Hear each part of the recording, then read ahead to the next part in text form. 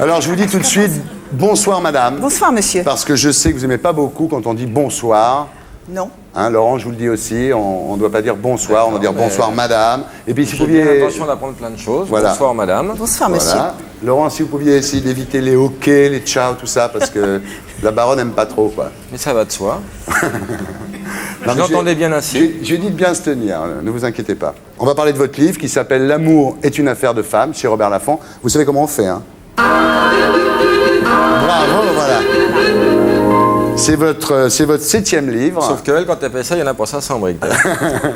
Plus, monsieur Baffy, Professeur plus. Baronne, on va voir un peu qu'on fasse une Monsieur estimation. Baffy, C'est pour les assurances. c'est la première en fois fait. que quelqu'un vous appelle Monsieur Baffy en même temps. Hein. Oui, c'est vrai. C'est une fois un flic quand il m'a inséré. Avant de passer à votre livre, on va parler un petit peu de votre vie.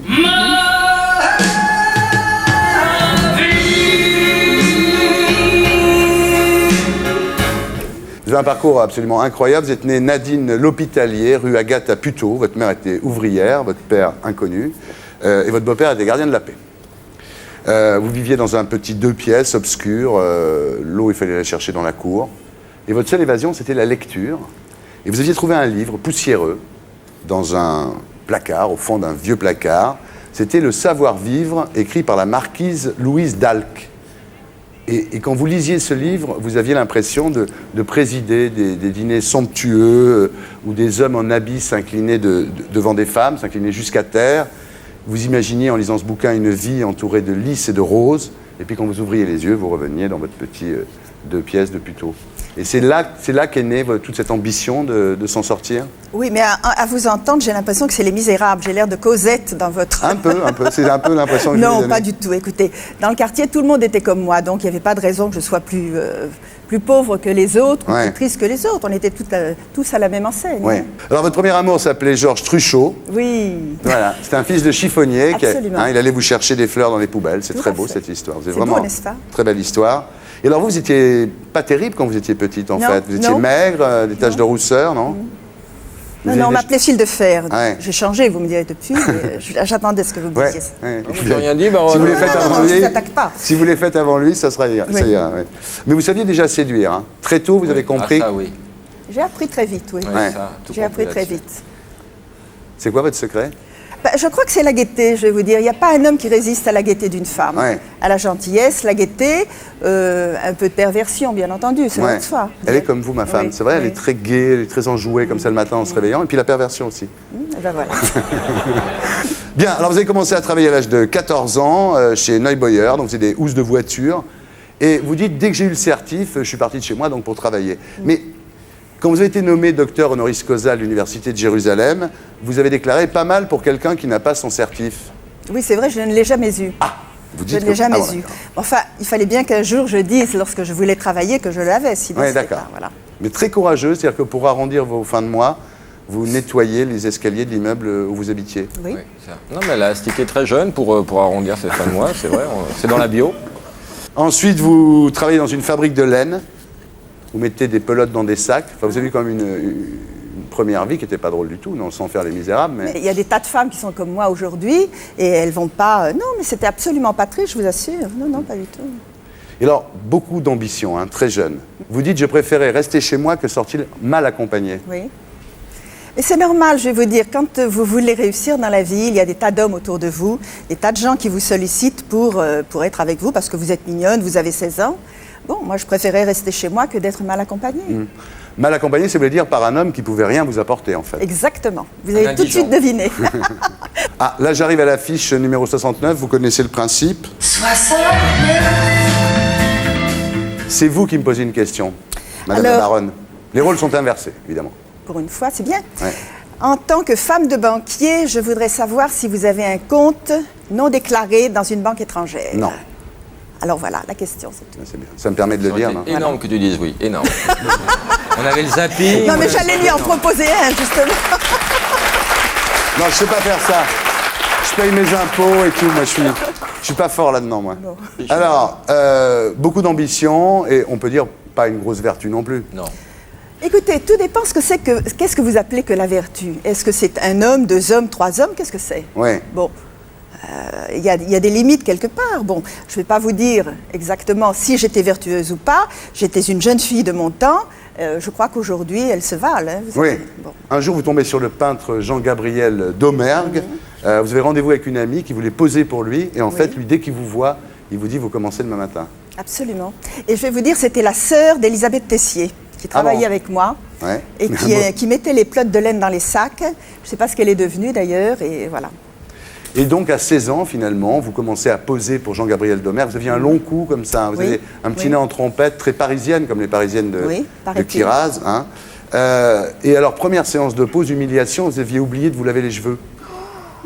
Comment une fille comme vous... Oh, la couille, ça, c'est vous vraiment oublié pas ça.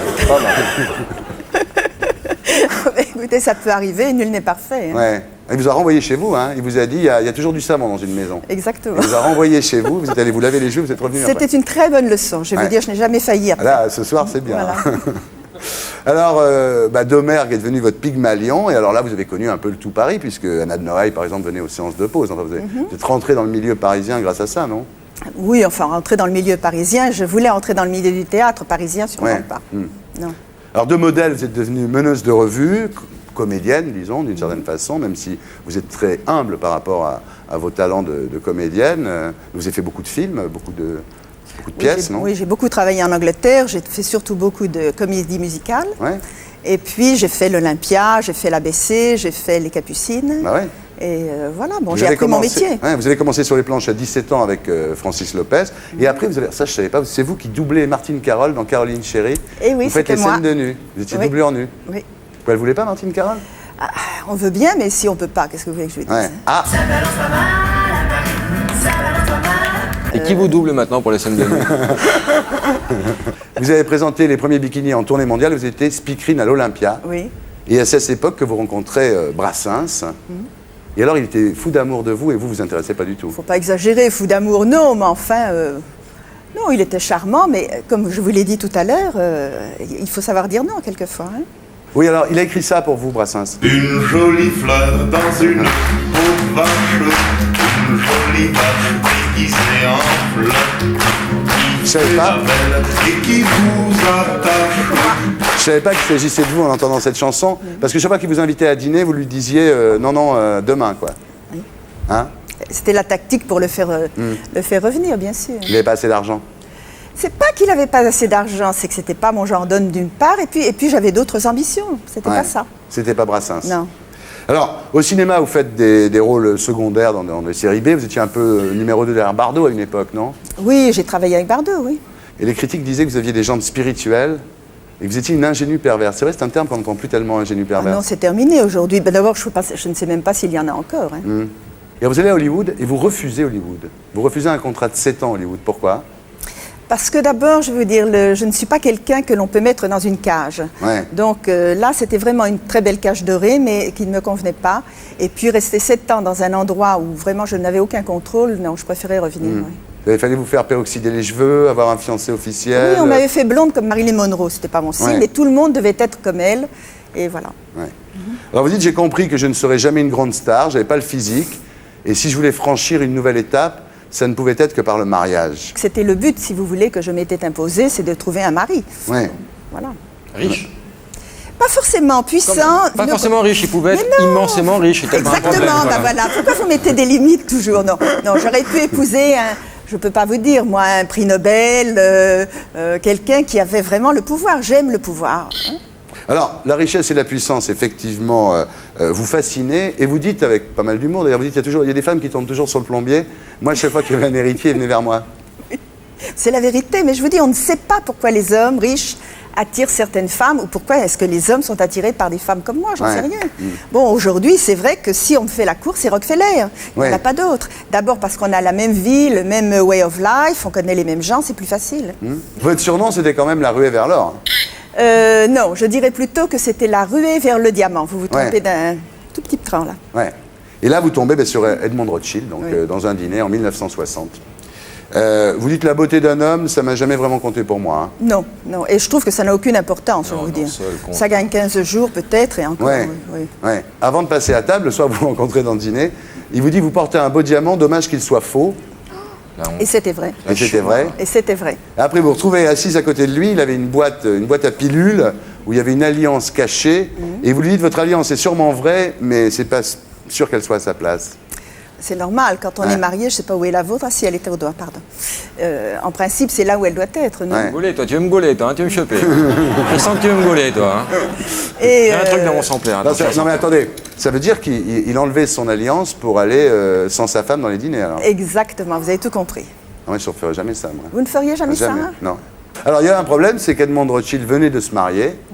Alors, c'est difficile de faire divorcer un homme marié depuis 3 ans, non? Écoutez, c'est pas moi qui lui ai demandé le divorce. Je pense que le couple ne devait pas très bien marcher. Et puis voilà, c'est ce qu'on Ouais. appelle le coup de foudre, non? Le premier soir, Le premier soir, quand vous vous êtes vus, ça a été Love at First Sight. je peux dire que j'ai été très séduite, oui. Ouais. Le coup de foudre, non. Ouais. Non, simplement, c'est pour les emails qui vont bien. Est-ce que vous avez couché le premier soir? C'est une question qu'on va avoir beaucoup sur Oui, Internet. non, mais je sais que Il vaut mieux c'est- répondre c'est- tout de suite, Non, oui. non, mais je sais que c'est important. Je crois qu'il faut faire l'inverse, voyez-vous, Monsieur Bachy. Il faut toujours faire attendre un homme. Combien de temps vous l'avez fait attendre, alors, Edmond? 2 heures. Non. Je crois qu'il a dû attendre au moins 2 mois, oui. 2 mois? Non, mais je partais aussi en tournée, alors c'est pour ça. Ouais. Et vous êtes resté pendant 3 ans dans l'ombre, d'une certaine façon. Vous l'avez Oui. laissé marier avec cette femme. Et vous attendiez, enfin, vous étiez pas mal. Vous avez acheté un appartement à la Muette, quand même, c'est le cas de le dire. Faut pas qu'elle la Donc, ramène vous hein, savez- par rapport à. 4 pièces et la Muette, sympa, quand même. Oui, mais enfin, j'avais autre chose avant, faut pas exagérer pompe, quand même. ouais. Oui, exactement. Toujours les rues thématiques, toujours. Alors, il finit par divorcer. Hein. Vous êtes bien pris, là. Et alors, le problème, c'est qu'il vous dit, je peux pas t'épouser parce que tu n'es pas juive. Oui. Mais vous, qu'à cela ne tienne, Ça le tienne. miracle, vous êtes enceinte. Oui, j'attends mon fils, oui. Ça, c'est pas un miracle, ça, c'est le fruit de. Non, mais ça tombait bien, disons. Oh, vraiment, ça tombait bien, non? Ben, écoutez, un enfant, ça se programme. Cet homme n'avait pas d'enfant, il voulait un enfant, nous avons fait un enfant. Vous l'avez mis un peu devant le fait accompli, non? Ah non, bébé pas dans du le tout. dos. Oh là, pas du tout, cher monsieur. Alors ça, vous vous trompez Non, complètement. mais dites-moi, moi, je vous pose la Non, question. non, non, Oui, ben, vous ça. me posez la question, je vous réponds non. Cet homme voulait un enfant, il s'est dit, voilà une fille saine, je vais faire un enfant avec elle. Ah bon? Donc, il était au courant. Ah oui, il vaut mieux. Vous mariez en catastrophe, en robe de chambre à l'hôpital, parce que vous étiez quand même enceinte Non, jusqu'aux je me dents. suis mariée chez moi, pas à l'hôpital, attention. Je me suis mariée chez moi en robe de chambre, c'est vrai, puisque j'étais couchée, j'attendais mon fils. Et là, vous vous convertissez au judaïsme, et vous êtes accepté par la famille. Ça a été difficile pour vous d'apprendre le Talmud et tout ça? Pas du tout, absolument pas. À partir du moment où vous êtes capable de tout enregistrer et d'être une bonne élève, je l'ai été. Ouais. J'ai été convertie par le grand rabbin, Kaplan. Kaplan, qui était un homme absolument extraordinaire, et j'ai passé, je dois dire, 2 ans à me convertir. Et maintenant, donc, vous êtes de religion juive. Absolument. Moi, j'ai un canapé convertible à l'islam et je la ramène pas non plus. Alors, vous dites en parlant de ça, d'ailleurs, en parlant du fait que les Rothschild aient accepté une fille qui venait quand même d'un milieu très modeste, vous dites, je me demande si les marchés, les époux marchés, auraient voulu d'un Rothschild comme gendre. Je ne le crois pas. Vous Non, pensez mais pas c'est que- vrai, Ouais, c'est vrai. Vous pensez qu'il ne l'aurait pas accepté? Sûrement pas. Ouais. Bien que, je vais vous dire, quand Rothschild apparaît, il n'y a plus de Ouais. religion, il n'y a plus de frontières. Je pense que. C'est vrai que c'est un nom magique. Peut-être que si M. Marchais avait eu une fille, en définitive, je crois qu'il l'aurait acceptée. Oui. Alors, il n'avait pas bon caractère, hein, monsieur le baron, quand même. hein. Pas du tout. Oh là là, soupe au lait, hein. Pas du tout, pas C'est du vrai. tout. C'est vrai, vous dites qu'il en aurait fait fuir plus d'une. Oui. Hein. Il était macho, le baron. Mais j'aime les hommes machos. C'est un homme comme. Les hommes doivent l'être quand même. Ah, de temps en Attendez, temps. baron, laissez-le terminer, parce que la liste n'est pas terminée. Alors. Non, non, Il était c'est pas macho. méchant. Il était macho, il était égoïste. Et- Ça, Oui. comme tous les hommes, hein, Oui, Baronne. oui, oui. Exigeant Oui. et coureur. Ça. Mais écoutez, moi je ne connais pas d'homme qui ne soit pas coureur. C'est vrai, vous dites la fidélité masculine n'existe pas. À mes yeux, ça n'existe pas. non. Ouais. Et là, vous avez cette phrase merveilleuse que je voudrais que toutes les femmes de France écoutent. Facile. Aimer un homme, c'est accepter de le voir heureux avec une autre que vous. Oui.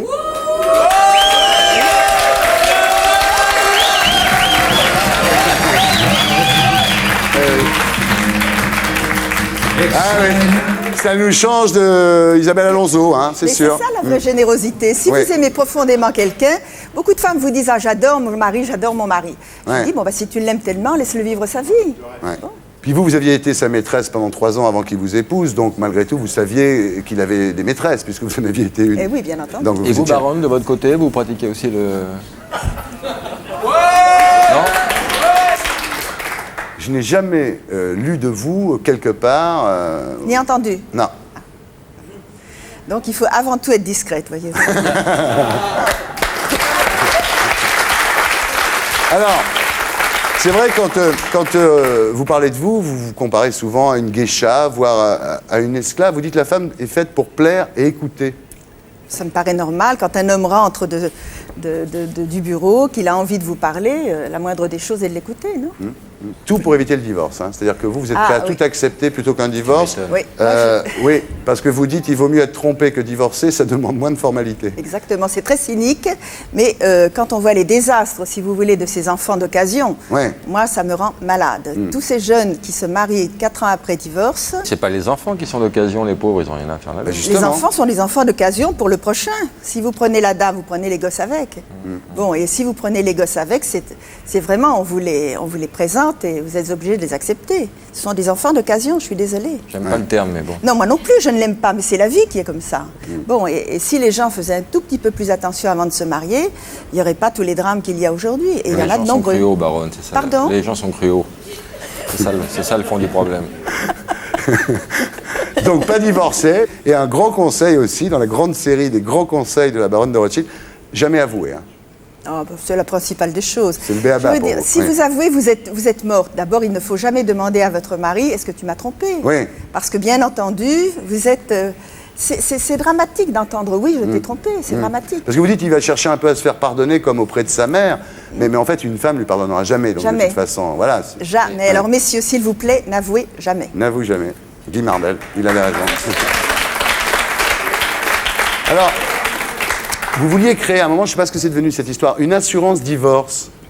Oui, ben, j'en ai parlé ce matin, justement. Ah bon, ça tient toujours parce Ah bah, que toujours, il y a longtemps oui. de ça, hein, Oui, c'était oui. vraiment dans les années, soit début des 70, vous Ah vouliez oui, créer une mais, assurance. quand je veux quelque chose, je l'ai, vous savez, Alors, je crois que je vais parlez-nous de cette l'avoir. assurance divorce. Bah, c'est-à-dire que je voudrais, à partir du moment où les hommes divorcent, les femmes divorcent, ils doivent normalement payer une pension alimentaire. Bon, Ouais. si l'homme est de bonne foi, il paiera. Si malheureusement il ne l'est pas, la femme se retrouve sans rien. Ouais. Et s'il perd sa situation, même s'il veut payer. Alors je crois qu'on pourrait créer, si vous voulez, une assistance où l'assurance se substituerait à l'État ou au mari. Voilà. Mais alors, pourquoi vous avez arrêté d'en parler pendant 30 ans? Parce que ça a énervé Edmond que... Non, non, pas du tout. Non, c'est que chaque fois que j'ai présenté le projet, on m'a dit c'est pas réalisable, c'est un encouragement au divorce. Puis quand on voit qu'il y en a tellement, je me dis j'ai rien encouragé du tout. Par exemple, vous êtes pour le salaire maternel. Oui. Je dis Vous attends, pensez que papa- les femmes devraient toucher un salaire pour s'occuper des enfants? Non, retraite. pas pour toutes les femmes, pas pour toutes les femmes. Vous avez des femmes qui sont obligées de travailler, qui gagnent très peu d'argent. Et alors à ce moment-là, je dis pourquoi ne donne-t-on pas un salaire au lieu de créer des crèches, de construire sans arrêt de nouveaux établissements pour mettre des enfants qui ont besoin de leur mère et des femmes qui ne sont pas faites pour travailler. Bon. Au moins qu'on leur donne un salaire et tout le monde y gagnera. Ouais. Celles qui peuvent et qui ont l'intelligence ou les études ou l'envie surtout. Celles qui ont envie, pourquoi pas? Moi, je suis absolument ravie, tout à fait pour. Vous pensez quoi des chiennes de garde? Écoutez, moi j'admire beaucoup Madame Alonso parce qu'elle a un parcours fantastique. Elle est une très grande chef d'entreprise. J'estime que cette femme a beaucoup de mérite Mais de vous pensez défendre. quoi Pardon? Vous pensez quoi des chaînes de garde? Vous qui avez monté les lévriers afghans de garde, rappelons-le un peu de l'histoire. Non, je crois qu'il en faut. Ouais. Je serais incapable de faire le travail qu'elle fait. C'est Ouais. incapable. Bon, j'agis d'une autre façon, mais je pense qu'elle est très, très, très utile, au contraire. Au contraire. Ah ouais, vous la soutenez? Je ne dis pas que je la soutiens surtout, mais Pas je la financièrement. je la soutiens. Oh, Les je idées. vais vous dire, dans le domaine de la générosité. Dans le caritatif, la hein, baronne fait beaucoup. Hein, Jamais c'est- rien touché, baronne. Hein. Oui, attendez la fin, Tu attendez, veux m'arroser, attendez. c'est maintenant.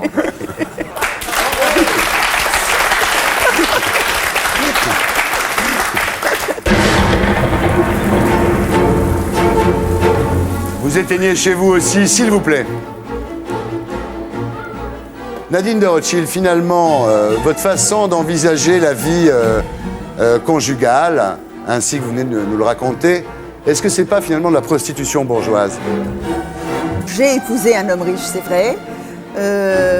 Mon mari n'était sûrement pas un homme fidèle, mais je l'ai quand même gardé pendant 40 ans. Et je vous l'ai dit, quand vous aimez quelqu'un, vous faites des sacrifices, peu importe les sacrifices que vous avez à faire. Et je suis contre le divorce. Et mon mari était un homme extraordinaire, j'étais sa femme. Et je le suis restée, et voilà. Si c'était à refaire? Je recommence tout de suite. On rallume! Alors, on parlait de votre livre, L'amour est une affaire de femme, chez Robert Laffont, par Nadine de Rothschild. Donc, je vais vous demander de recommencer. Ah, Ronaldinho, il faut apprendre, il faut le faire. Tant que les pieds t'es fort et que les mains t'es nul. Vas-y. Allons-y, Bafi, montrez-lui. Comme ça. 1, 2, 3. Il a atterré par Heureusement les qu'il joue questions, pas en le handball, hein, niveau. c'est vrai, ouais. Alors, donc, dans l'avant-propos du livre, vous évoquez la disparition du baron, d'une façon assez tendre d'ailleurs, effectivement. Et puis, vous parlez des femmes célèbres que vous avez connues ou approchées comme actrices ou comme baronne de Rothschild. Alors, on va essayer de les passer en revue un petit peu. Vous allez nous dire quelles sont leurs spécificités. La première catégorie, c'est les marathoniennes. Alors, dans cette catégorie, il y a, par exemple, Jackie Kennedy, Camilla Parker Bowles. Qu'est-ce qu'elles ont de particulier, les marathoniennes? Eh bien, ce sont des femmes qui aiment le pouvoir. Ce sont des femmes qui ont envie d'être célèbres. Donc, elles savent qu'elles ne peuvent être célèbres qu'à travers un homme. Donc, elles choisissent effectivement l'homme qui va les mettre sur un piédestal et qui fera d'elles la star. Vous vous considérez comme une marathonienne, vous? Je pense, oui. Oui. Oui. Alors après, il y a les pas de chance. Alors là, évidemment, il y a Liz Taylor, il y a Marilyn Monroe, Christina Onassis, Romy Schneider, Je ne dis pas que ce sont des... Charles Julien, Marie-Myriam. Non, je ne dis pas que ce ne sont pas des pas de chance. Je dis que ce sont des midinettes qui veulent absolument que l'amour soit au rendez-vous. Bon, l'amour peut l'être 5 minutes, mais pas toute une vie. Oui. Donc c'est pour ça qu'Élisabeth a tellement divorcé, que Romy, malheureusement, est morte d'amour. Elle est morte d'amour. Parce que c'est très charmant de dire il faut qu'on m'aime à tout prix, mais c'est pas toute la vie, ça. Vous pensez qu'à un moment, s'il n'y a plus d'amour, il faut continuer quand même? Non, je crois que la passion, c'est 5 ans. Je parle de la passion physique. Bon, après, vous faites un accord, vous avez une vie avec des enfants, vous avez une vie très remplie. Mais ça n'est plus du tout la même chose. Vous n'êtes plus la maîtresse, vous êtes la femme, l'épouse, la mère des enfants, la compagne, c'est différent. Vous ne pensez pas qu'on puisse être à la fois la maman et la putain, vous? Ah, sûrement pas. Ouais. Sûrement pas. Heureusement, d'ailleurs. Ouais. Alors après, il y a les mamas. Oui. Alors celles qui font des bons petits plats pour garder leur mari. Alors il y a Sophia Loren, et je ne savais pas, Maria Callas, elle était comme ça, Maria Callas? Oui, c'était une femme, oui. Comme moi je l'ai vue vivre avec Onassis, c'était Ouais. ça. C'était vraiment la maman. Ah oui. Les coéquipières, alors là, c'est Simone Signoret avec Montand, Hillary Clinton avec Bill Clinton, Stone Zizi et Jeanmaire. Pardon? Stone et Chardin. Stone et Chardin. Alors c'est quoi ça? C'est ce que normalement une femme doit être à un moment de sa vie. Oui. Et ça me paraît tout à fait normal. Moi, j'étais une partenaire idéale avec mon mari, c'est-à-dire que on travaillait ensemble dans beaucoup de choses, et c'est pour ça que je dis, même si nous avions divorcé, il m'aurait réépousée parce qu'on était un espèce de deal extraordinaire. Les indépendantes, Oui. alors il y a Diana, Mona Ayoub, c'est quoi les caractéristiques des indépendantes? Ce sont des femmes qui veulent vivre avec l'argent de leur mari seul. Ah oui. Voilà. Et ça, c'est très difficile parce qu'une fois que vous avez cette célébrité, je pense qu'il n'y a pas beaucoup d'hommes qui s'intéressent à vous. Ah oui. Parce que vous avez de l'argent, c'est très difficile pour une femme d'être riche, seule. Il faut toujours un homme derrière une femme, vous savez. Vous terminez, Baronne, Oui. avec les Admirables. Oui. Donc il y a la Begum, que plus personne connaît, évidemment. Je Personne vais se souvient dire de l'abbé Pierre, j'ai eu très peur. la Begum. Grace Kelly, Oui, Faradiba. oui. En quoi elles sont admirables? Non, elles ont tenu leurs engagements, elles ont signé un contrat, elles sont allées au bout de, de ce qu'elles avaient signé. Moi, je trouve ça normal et bien.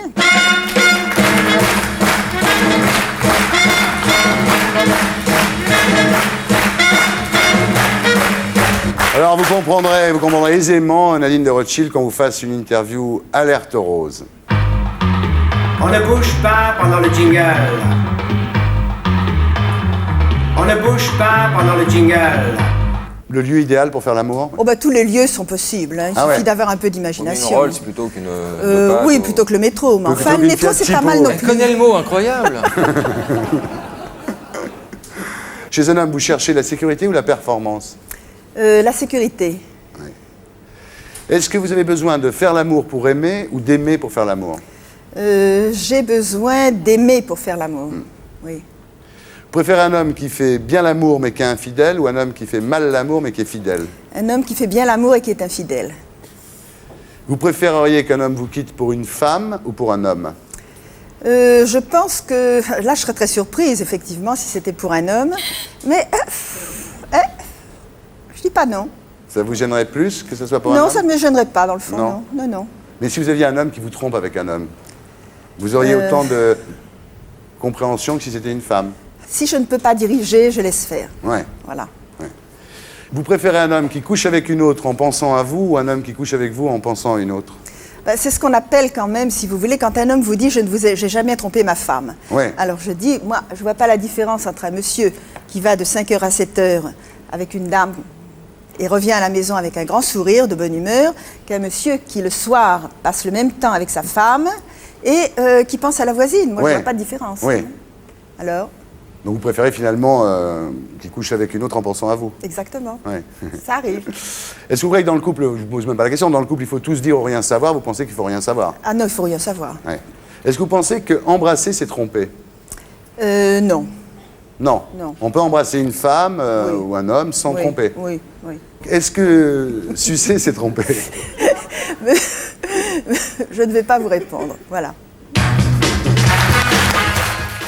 Et pour être sûr de ne rien rater de Inarditube, abonnez-vous et mettez un pouce bleu.